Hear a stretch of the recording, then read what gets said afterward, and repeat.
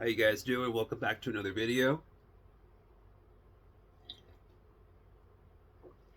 In this video, I want to explain my out-of-body experience from earlier this morning to give you some more perspective to the possible experiences you may encounter when you are doing astral projection practice, out-of-body experience stuff. So this is not really a negative video. There's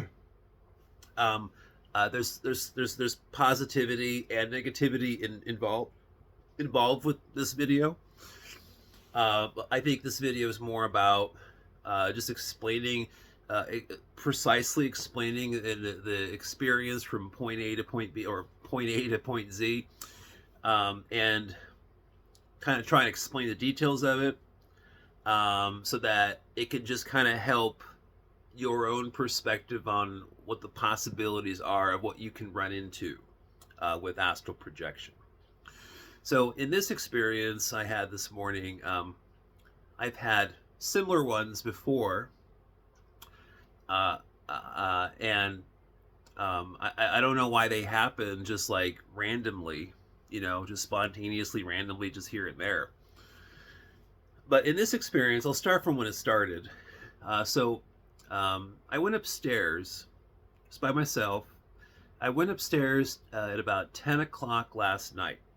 And I went upstairs just to check my my heater in my room, make sure the temperature was good for sleep later. Made my bed, got my stuff ready for sleep. But I was going to go back downstairs and do some stuff. And typically I go to sleep about midnight. So it was like 10 o'clock. So I was not even thinking about going to sleep. But apparently I was more tired or sleepy than I thought I was. And so I made my bed and then I laid down stupidly. I laid down, put my head in the pillow. Next thing you know, I'm knocked out, and I fell asleep unexpectedly earlier. And so I woke up with the light on. Of course, you don't want to sleep with your lights on. That's not good. Not going to get good sleep that way. And it was about 1 o'clock in the morning, around there, about 1:30 or so. So I slept with the light on for like three and a half hours. I got up, and then I did some stuff downstairs because I still left like lights on downstairs and all that jazz. So I went down to close up shop downstairs, so to speak, and then I went back to bed. And by then it was maybe 2 or 2:30 in the morning. And then I laid down on my right side, and my body was kind of had my knees bent in a little bit. My legs weren't straight, but they were bent in a little bit, both of them. And maybe 2-3 minutes later, I just fall immediately into sleep paralysis. Sometimes sleep paralysis for me at certain timings, certain parts of the night, morning, they could happen just like spontaneously within like a minute or two. They just come out of nowhere sometimes. But I've learned to know what they are. I've had so many experiences with sleep paralysis going back to when I was a kid. So now I understand what it is. I'm not scared of it. Actually, when a sleep paralysis happens to me, I'm excited. Now, the only times I'm not excited is when I'm falling into sleep paralysis, but I do honestly feel like there's a negative presence or a negative being in the room with me. And usually whenever that does happen, it's usually when I'm just by myself. Never happens if I'm with somebody else in the room, but if I'm by myself, that's when it happens.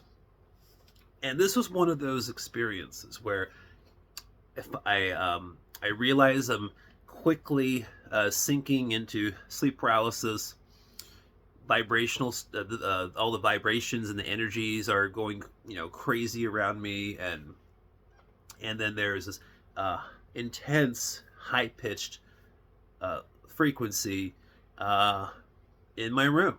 I mean, it's intense.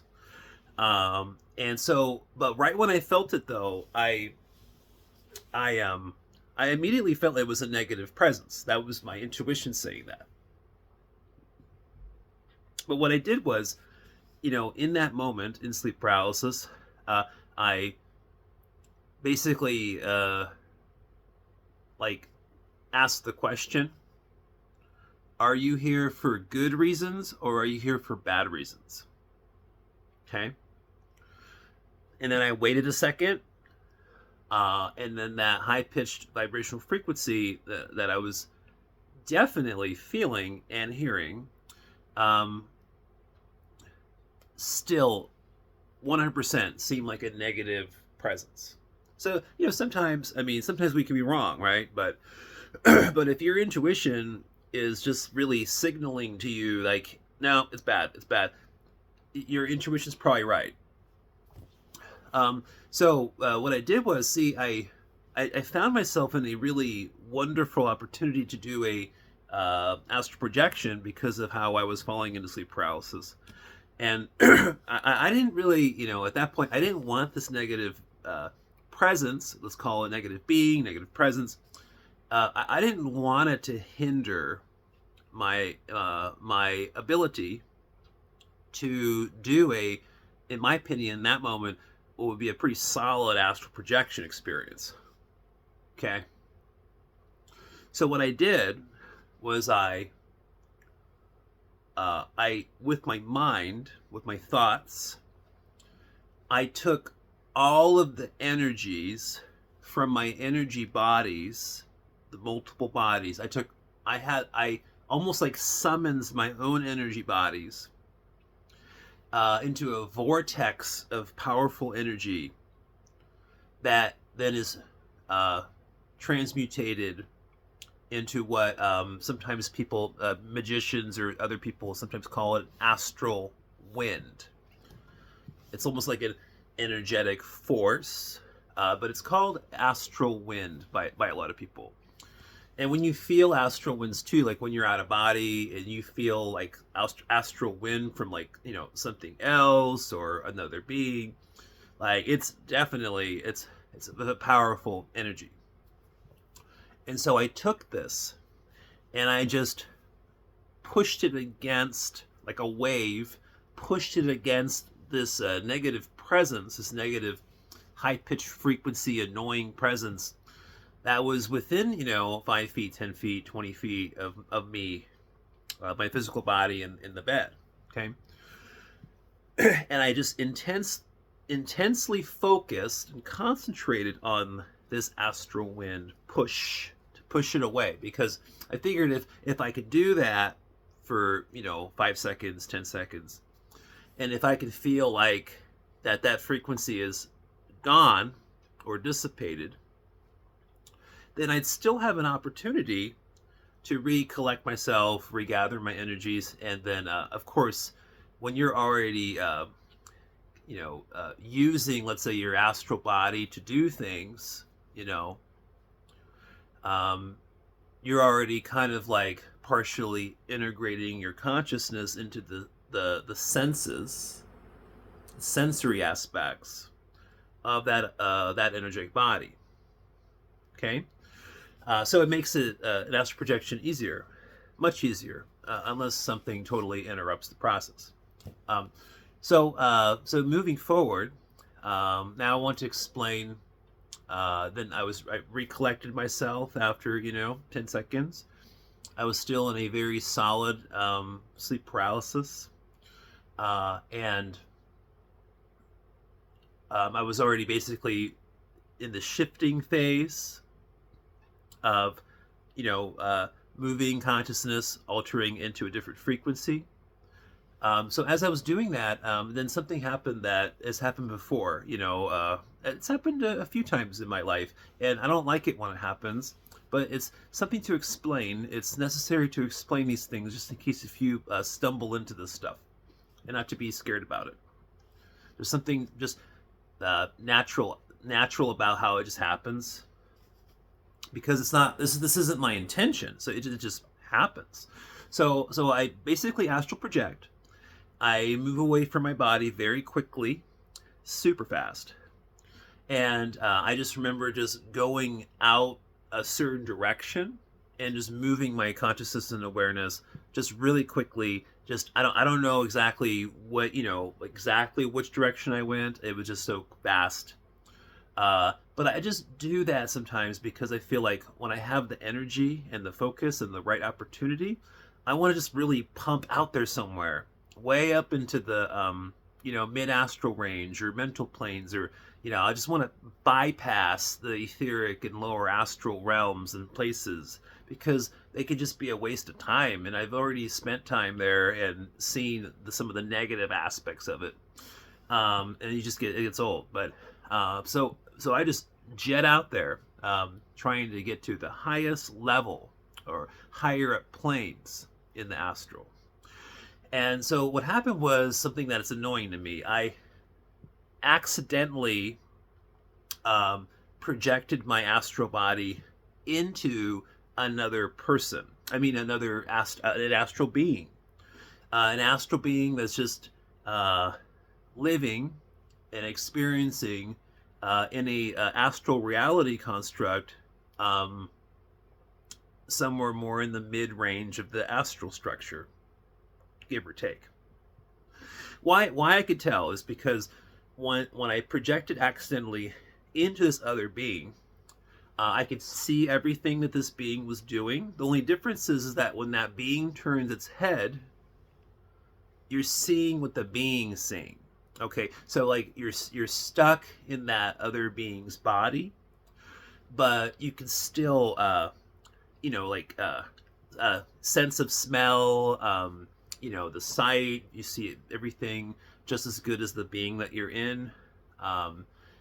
You can feel temperature and certain touch, and so you're still like really tapping into the sensory aspects of what that other astral being is experiencing and doing and seeing during those moments when you are stuck. I don't call it possessing because I wasn't necessarily trying to manipulate or control or do anything against that other being's free will. I was just along with the ride. So I'm just part of that being's experience, but in the back seat, Does that make sense? And so, but still, it's very uncomfortable, because you're in your astral form and you're consciously aware, and you're just stuck in someone else's body, and it's very confining and suffocating, and it's not a fun feeling. It's happened to me a few times by accident with other out of body experiences over the years. So why this was happening again is all of a sudden, I really don't know. I think it's sometimes just very random, and you just have so many different types of experiences when you have multiple out of body experiences. So let me continue. Why I felt like this astral being, a male, was in this maybe more in the mid range of the astral structure is because of how I was feeling as I was observing this environment. The first thing I can see is the light was more intense, A, more colors, B, and the atmosphere. This being was basically at his property, at his house, and even the air and the water, everything around this environment made you feel an intense, loving emotion. And your emotions just get full of just that good love kind of vibe, right? So, that to me, signals to me, it communicates to me that it was an astral reality construct just higher up in the astral structure. And so this property that this being was on, it was a 2-story house with a lot of windows, and there was this huge kind of like a deck that wrapped around most of the house, and there was a huge pool, big pond pool of water that was like a horseshoe, like a horseshoe shape around the property. So it almost made it look like the house was like on an island if you were standing on certain parts of it. But on one end of it, it was just solid ground or whatever that frequency of matter of ground, whatever that is, that's there. Those type of atoms and stuff, right?